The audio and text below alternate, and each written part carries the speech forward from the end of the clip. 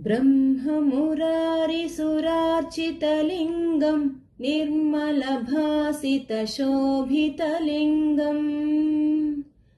जन्मजदुःखविनाशकलिङ्गम् तत्प्रणमामि सदा शिवलिङ्गम्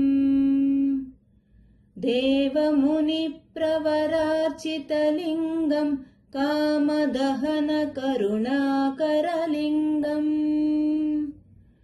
रावणदर्पविनाशकलिङ्गम् तत्प्रणमामि सदा शिवलिङ्गम्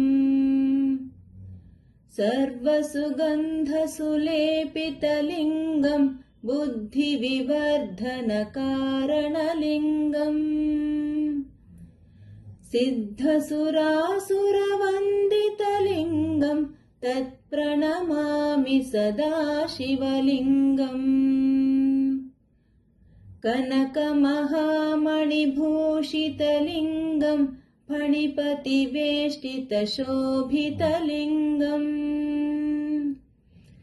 दक्षसुयज्ञविनाशनलिङ्गम् तत्प्रणमामि सदा शिवलिङ्गम्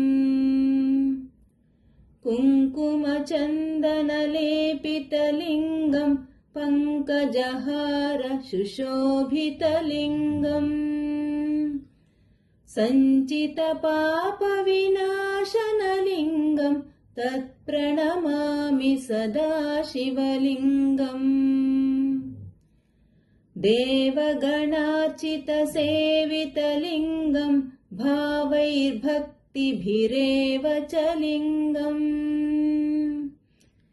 दिनकरकोटिप्रभाकरलिङ्गम् तत्प्रणमामि सदा शिवलिङ्गम्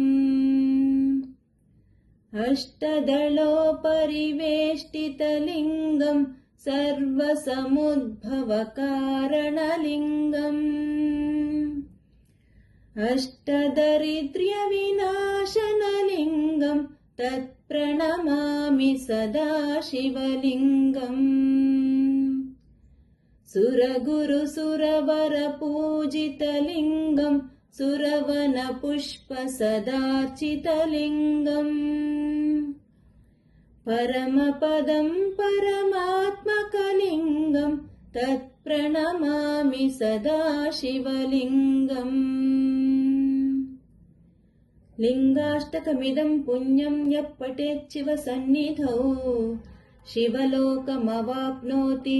शिवेन सह मोदते।